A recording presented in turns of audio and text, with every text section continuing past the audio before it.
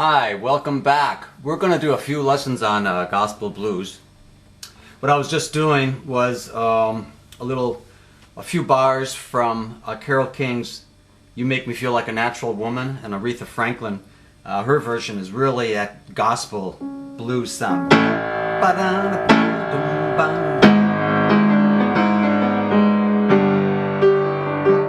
I'm exaggerating it a little bit.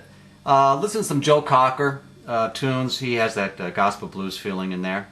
So what we're going to do for lesson one is show you the real basic stuff of gospel blues. Now, the gospel blues I'm talking about is sort of the slow, that 1, 2, 3, 1, 2, 3. But instead of thinking 1, 2, 3, like that's like a country waltz, polka waltz.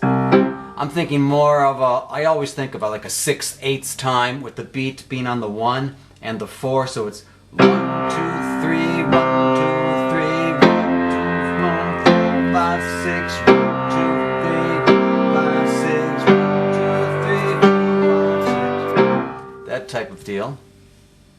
And so the first thing we want to do for slow gospel blues is get that feeling. So if you don't have that feeling or haven't ever worked with this before, let's start out really simple. We're going to be using the 1-4-5 chord progression in the key of C. So that 1 would be C, 4 would be F, 5 would be G.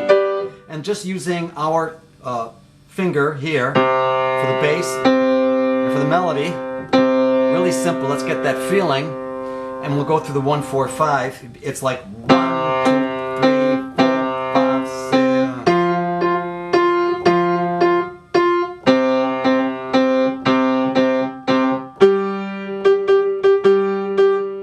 See, I broke that up a little. 1, 2, 3, 1, 2, 3, 4, 5, 6.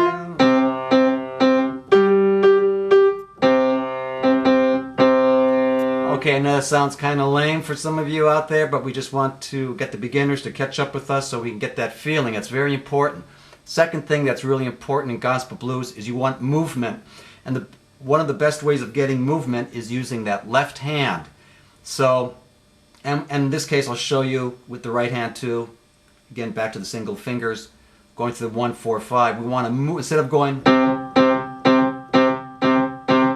and jumping to the 4, or the F in this case, we want to walk up to it. 1, 2, 3, 4, 5.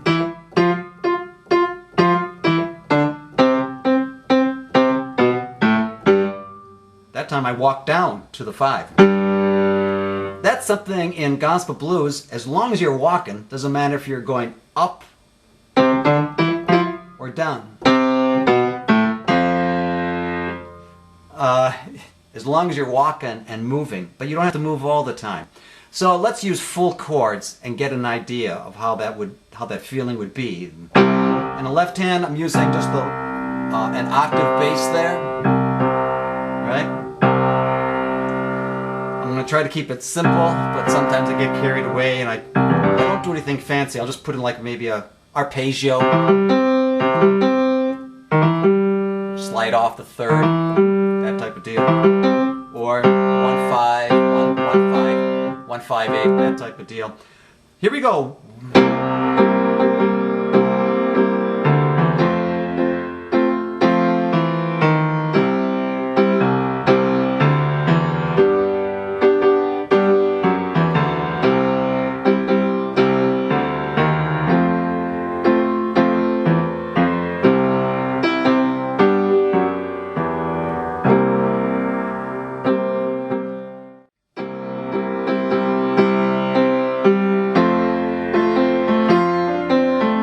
Sometimes you don't even have to walk up to get that movement, just do a little rocking in the left hand or right hand, like.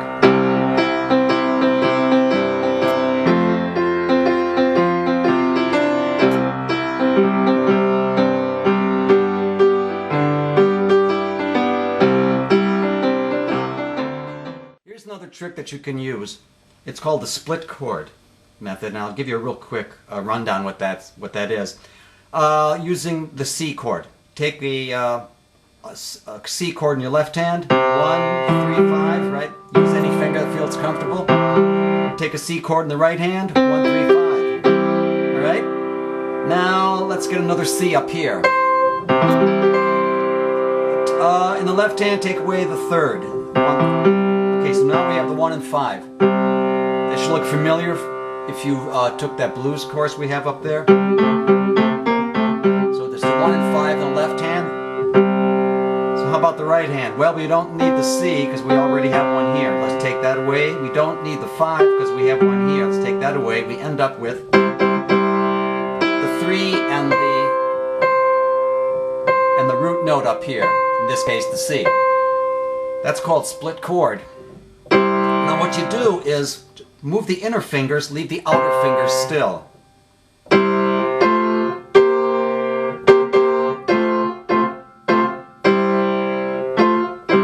I call this instant harmony.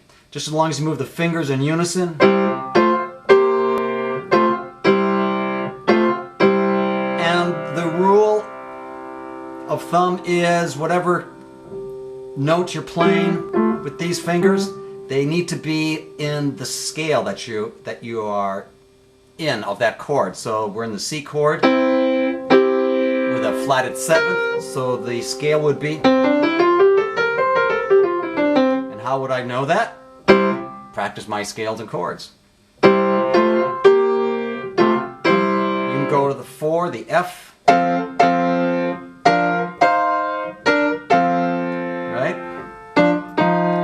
F chord in the key of with the flatted 7th is. How do I know that? Practice my scales and chords. I'm saying that for the beginners there. It's really important if you want to get into improv. You just practice those scales and chords. Learn to love it, and you will after a while once you start seeing the benefits. And G. And you don't. What I just did, that progression, I wouldn't do that. But you can throw that in once in a while. Do like, it's like a diminished, a mini diminished chord right in there. It's like a no-brainer. Put some thirds in there in the middle, right?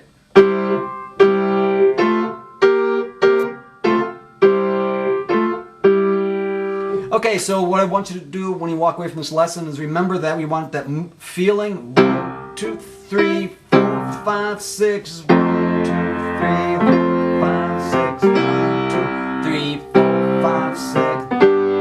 And get some movement, especially with that left hand.